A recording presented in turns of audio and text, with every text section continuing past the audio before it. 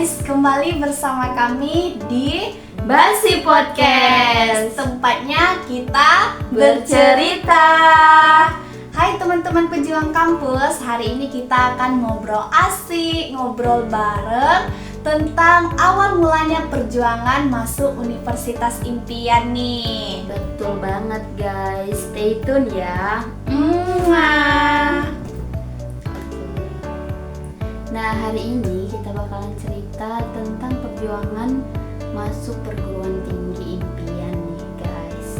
Nah, pertama kita tanya dulu nih Zelvia, gimana nih awal mula perjuangan dia untuk masuk ke universitas impiannya?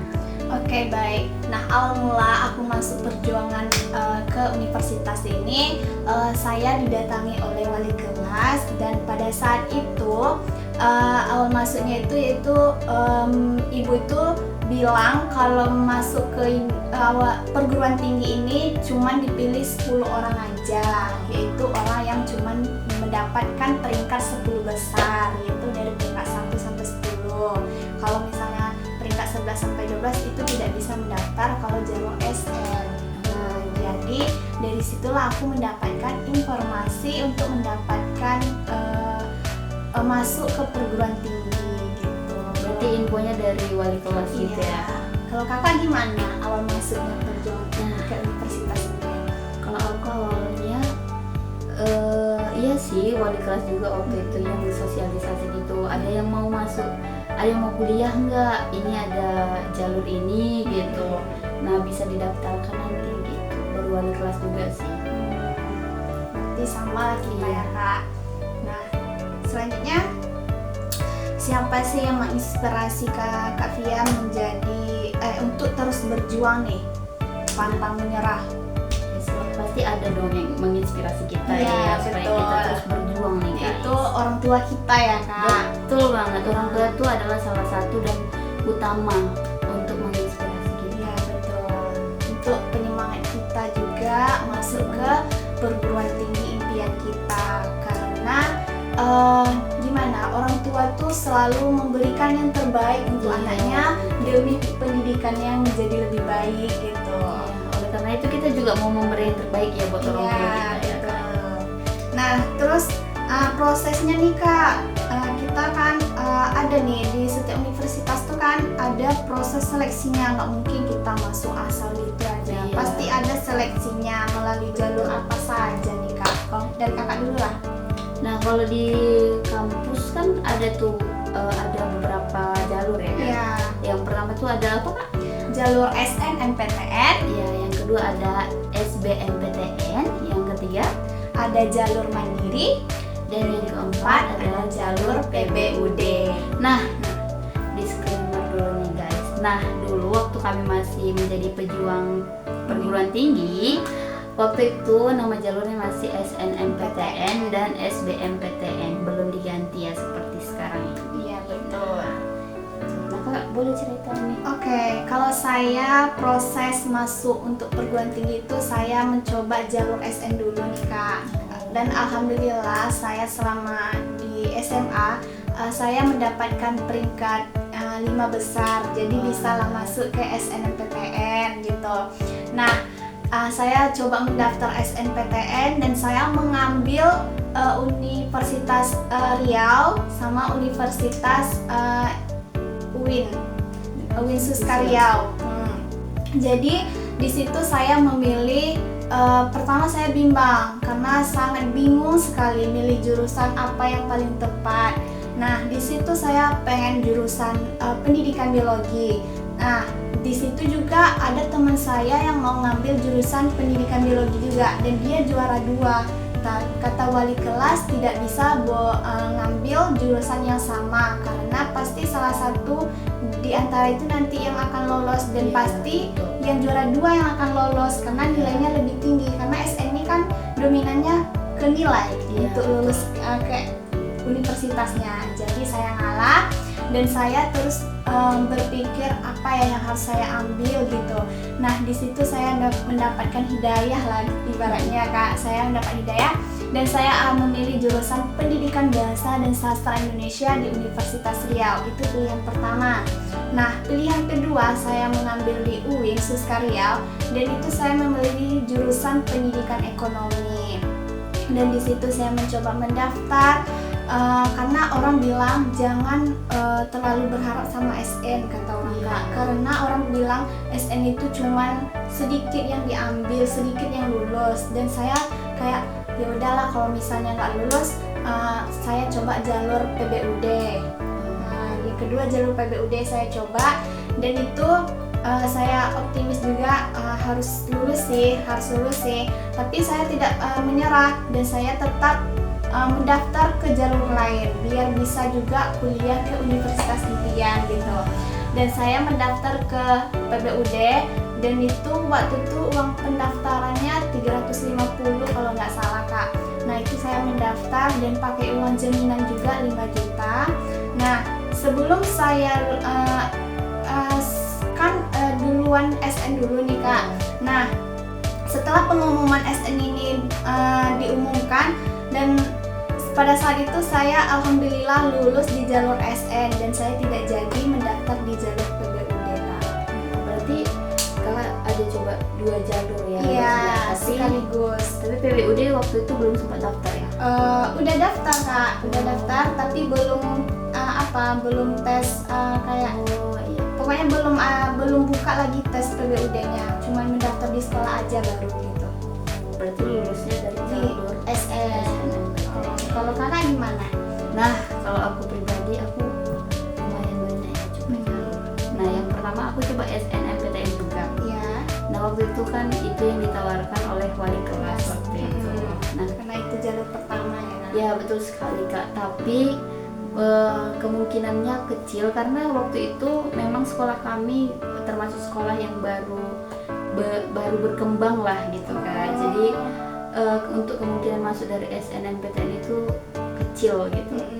Nah, waktu SNMPTN memang saya pilih Universitas Pendidikan Indonesia.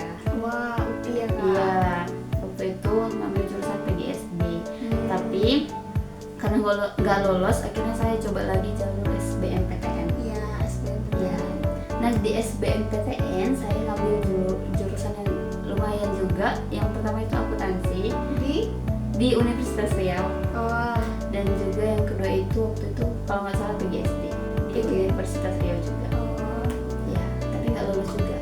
Jadi Kakak akhirnya setelah itu nggak lolos dari itu, sempat sedih juga sih sebenarnya nggak lolos ya, karena udah 2 kali coba jalur tapi nggak lolos, gimana gitu perasaan kita ya kan, karena kita udah berjuang nih. Iya, benar banget. Nah, karena nggak lolos waktu itu sempat nangis ngadu ke orang tua gimana gitu. Nah, orang tua kayak bilang ya udah nggak usah nangis gitu, ngapain nangis, coba aja lagi yang lain, masih ada jalur lain. Iya, jadi pantang menyerah lah ibaratnya. Iya, betul. Orang tua waktu itu beneran support dan dukung banget karena memang itu keinginan aku juga kan buat masuk perguruan tinggi. Jadi memang luar biasa gitu, support orang tua itu memang best banget gitu. Nah, setelah itu setelah dapat support dari orang tua, akhirnya aku daftar melalui jalur mandiri atau kalau di Unri namanya SNMPTN Barat. Nah, waktu itu aku daftar Hamin 1 penutupan pendaftaran. Karena udah mepet-mepet banget pokoknya waktu itu. Gimana tuh Kak? Hamin 1? Iya, waktu itu aku pokoknya repot mau nyari bank buat bayar pendaftarannya. Karena waktu itu kan belum tahu Pekanbaru ini di mana gitu kan. Jadi susah gitu nyari banknya. Padahal deket gitu dari rumah, tapi karena nggak tahu jadi ya udah harus jauh kemana gitu bayarnya. Waktu itu aku bayar pendaftaran sekitar 350.000. Nah, itu aja sih waktu itu. Itu jalur PBUD tadi ya? Mandiri. Nah, aku itu lulus jalur mandiri akhirnya. Pengumumannya waktu itu kalau nggak salah sekitar bulan Juli 2020. Oke. Lanjut lagi Kak, reaksi keluarga Kakak lah nih sama atau orang terdekat selama Kakak berjuang nih, gimana reaksi? Nah, yang pastinya yang seperti saya katakan tadi, mereka support gitu. Mereka juga kayak selalu semangatin, nggak pernah putus juga mereka berdoa buat aku gitu. Iya, benar sih Kak. Makanya waktu aku lulus jalur mandiri itu seneng sih. Waktu itu aku belum ceritain ya kalau di jalur mandiri itu aku pilih 2 jurusan. Yang pertama itu di pendidikan bahasa dan sastra Indonesia sama kayak Kak Zilvia. Dan yang kedua aku pilih di PG PAUD. Iya. Dan akhirnya lulus di Pendidikan bahasa dan sastra Indonesia. Dan kalian tahu guys, waktu itu aku waktu hari pengumuman, waktu itu aku lagi di ladang bantuin orang tuaku. Jadi waktu itu memang lagi nggak ada jaringan tuh di ladang. Akhirnya aku minta tolong temanku buat cekin dong gimana ini aku lolos nggak gitu. Nah akhirnya temanku yang cek dan dia kirim sama aku, ternyata aku lolos dan aku langsung nangis gitu. Aku ngadu sama orang tua. Iya, dan kebetulan di situ ada nenekku gitu. Nah jadi waktu itu papaku bilang itu semua karena doa gitu. Pokoknya support dari orang tua tuh memang orang tua dan keluarga itu memang yang terbaik sih. Iya betul. Nah kita nih sudah menceritakan ya Kak ya, kisah inspiratif kita awal kita masuk perjuangan sama para penonton.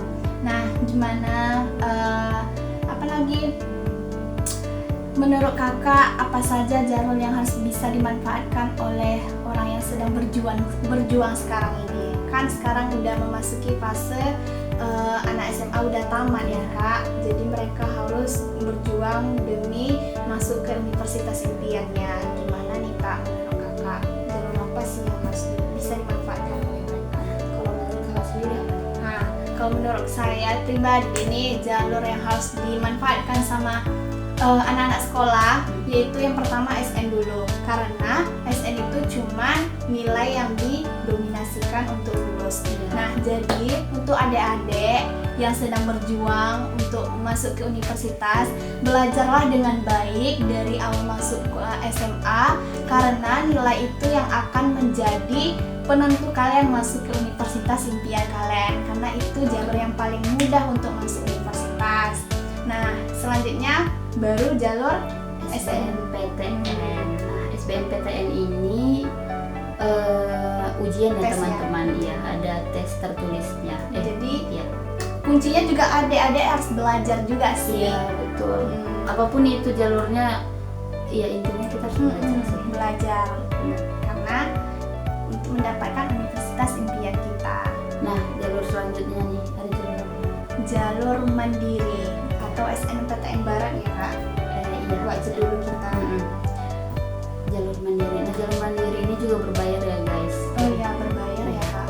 Nah, waktu SBM aku juga waktu itu berbayar, tapi karena aku waktu itu belum daftar KIP sih Kak. Nah, sedangkan temanku ada satu temanku yang waktu itu dia daftar jalur SBM, tapi dia nggak bayar karena dia udah daftar KIP. Oh gitu. Iya. Nah, jadi waktu itu aku bayar ya guys. SBM aku bayar dan waktu jalur mandiri juga bayar. Selanjutnya PBUD. PBUD ini sama juga sih mandiri, tapi pakai uang jaminan.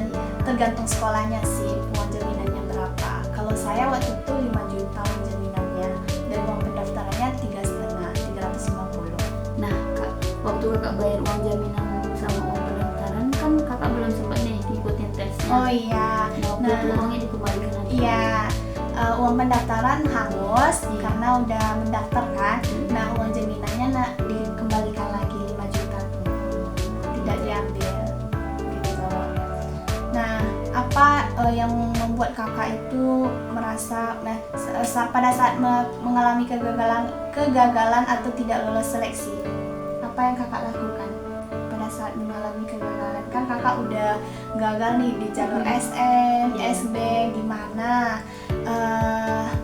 Tanggapan Kakak?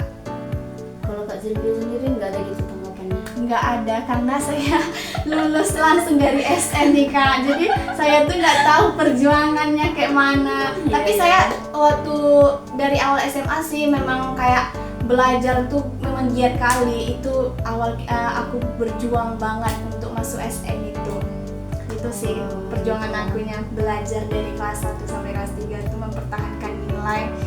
Itu benar-benar menguras energi banget, apalagi pada saat itu COVID loh Kak.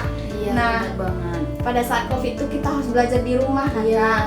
Nah, itu sangat-sangat menguras energi banget karena banyak penghambatnya gitu ya. belajar susah, apalagi saya di SMA ngambil jurusan IPA juga kan Kak, jadi harus belajar matematikanya kayak melalui Zoom, jadi susah dimengerti karena nggak tatapan langsung sama gurunya gitu. Itu sih awal kayak perjuangan aku mendapatkan SN ini. Kalau Kak gimana? Nah waktu itu aku kan ada 3 jalur yang aku coba. Nah waktu nggak lolos SNMPTN, waktu itu aku masih biasa aja sih teman-teman, karena nggak tahu aja sih ya, nggak ada rasa yang gimana-gimana banget waktu itu. Nah tapi waktu jalur SBM itu memang waktu aku tahu aku nggak lolos, aku nangis. Seperti yang aku ceritain tadi, aku nangis, aku langsung ngadu tuh ke orang tua aku, gimana ya nggak lolos gitu. Nah akhirnya aku dapat nasihat nih dari orang tua aku, dan nasihat itu yang buat aku bangkit. Akhirnya aku daftar jalur mandiri. Akhirnya pantang menyerah ya. Iya bener banget, nah jalur mandiri itu aku lulus gitu. Tapi ya itu tidak akan mengkhianati hasilnya. Betul banget. Yang penting berjuang aja dulu guys. Ya. Nah, seberapa penting sih Kak dukungan emosional dari lingkungan sekitar Kakak? Pasti ada lah kan orang yang membanggakan dirinya. Gimana pendapat Kakak? Menurut aku orang-orang di sekitar kita itu sangat-sangat mempengaruhi mood dan tingkat semangat kita ya. Karena sebenarnya nggak apa-apa sih kalau ada orang yang membanggakan dirinya udah lulus jalur ini sih, sedangkan kamu belum nih. Nggak apa-apa banget guys. Biarpun kita sedih atau gimana ketika kita dengar itu nggak apa-apa, tapi jadiin itu untuk ya buat kita semangat lagi gitu, buat ngeraih impian kita. Jangan karena orang lolos di jalur itu, kita nggak lolos di jalur itu, kita jadi sedih gitu, jadi berlarut-larut. Tapi jadiin itu motivasi dan semangat Ya, betul. buat kita maju lagi gitu. Oke, jadi kuncinya Kak, gagal bukan akhir dan sukses nggak selalu instan. Betul banget. Jangan bandingin ya proses kalian sama orang lain, karena fokus aja sama proses yang lagi kita laluin gitu. Iya, betul. Nah, itu aja guys podcast kita hari ini. Semoga pengalaman yang kita bagiin ini bisa memotivasi kalian dan jadi Inspirasi bagi mereka. Nah, untuk kalian yang sekarang sedang berjuang, tetap semangat ya menggapai cita-citanya demi universitas impian kalian. Jangan pernah menyerah. Nah, nanti kalau misalnya kalian udah lolos jalur apa, balik lagi ke video ini ya guys. Ya. Oke guys. Nah, sampai ketemu di podcast selanjutnya dan kisah inspiratif selanjutnya. Semoga kalian jangan lupa tonton ya. Nanti kita bakalan buat upload lagi video inspiratif. Oke guys, aku Via Florensi. Aku Zulfia Salsabila. Sampai jumpa di Basi Podcast. Mwah. Bye bye.